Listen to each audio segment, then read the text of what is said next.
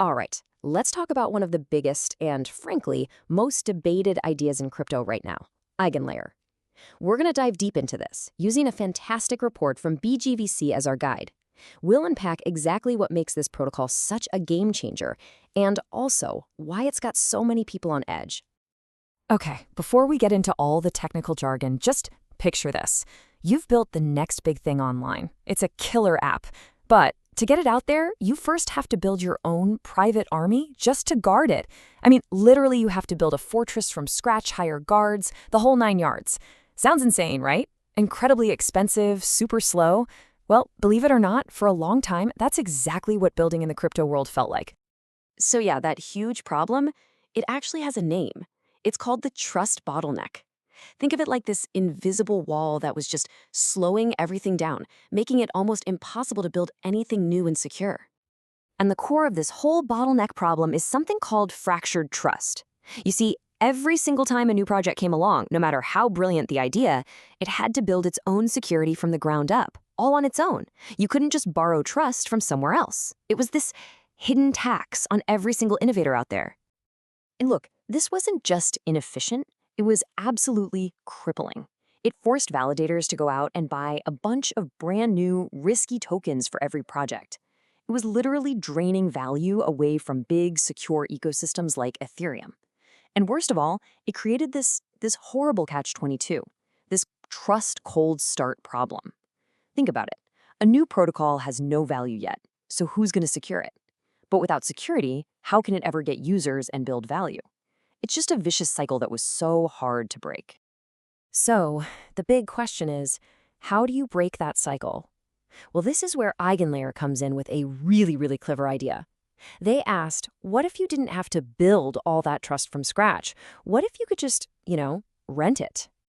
And the magic behind this idea is a concept called restaking. In a nutshell, it lets the huge amount of security, all that staked ETH that's already protecting Ethereum, do more work. It can do double, even triple duty, securing all these brand new protocols with the very same capital. It's pretty brilliant. This is a total paradigm shift.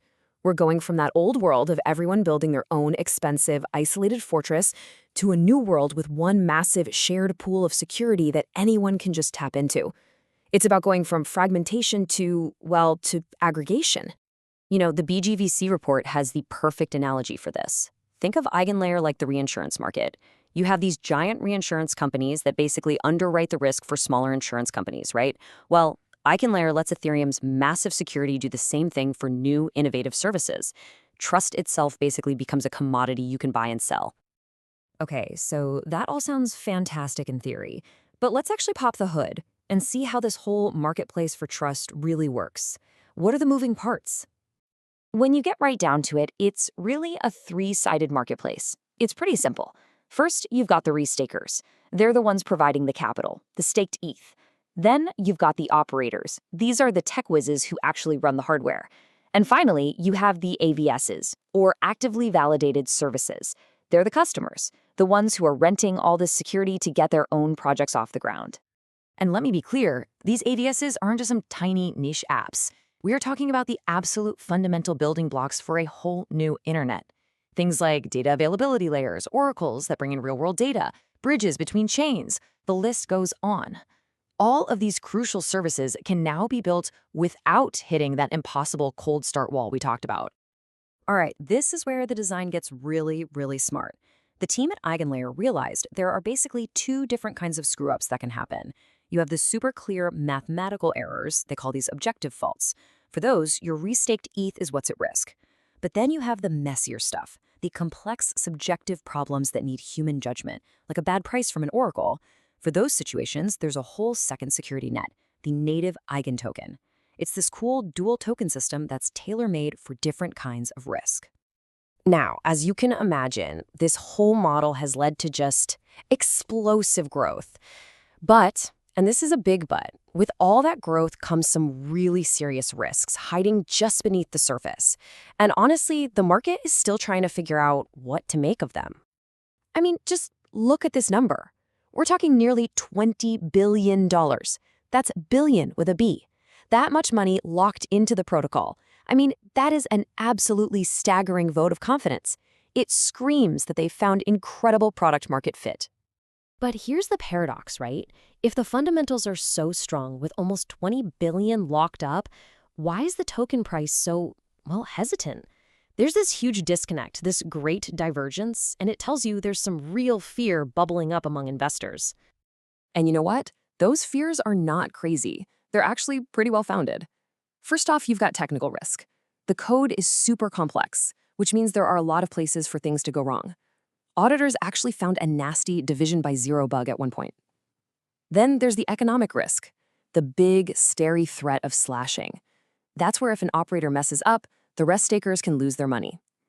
And on top of all that, there's a real worry about centralization, with just a few big operators maybe getting too much control.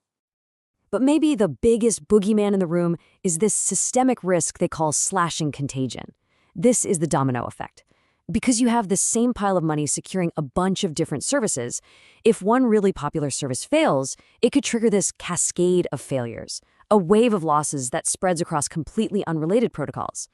It's that kind of once-in-a-blue-moon disaster scenario that's really, really hard to put a price on. And yet, even with all these massive risks, the ambition here is just off the charts. The vision for EigenLayer is so much bigger than just restaking. They're aiming for something they call the EigenCloud. So what is EigenCloud?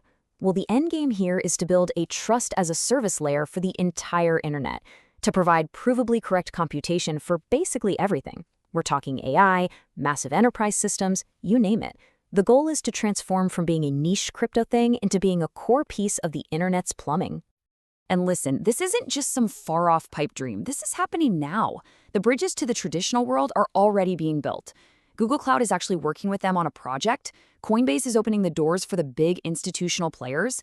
And maybe the most mind-blowing part is the potential for this to become the trust layer for tokenizing, well, trillions of dollars of real-world stuff, like real estate and credit. And that really brings us to the core mission, something the founder, Sriram Kannan, said. The goal here isn't just about crypto or making money. It's about something much bigger. It's about extending humanity's coordination bandwidth.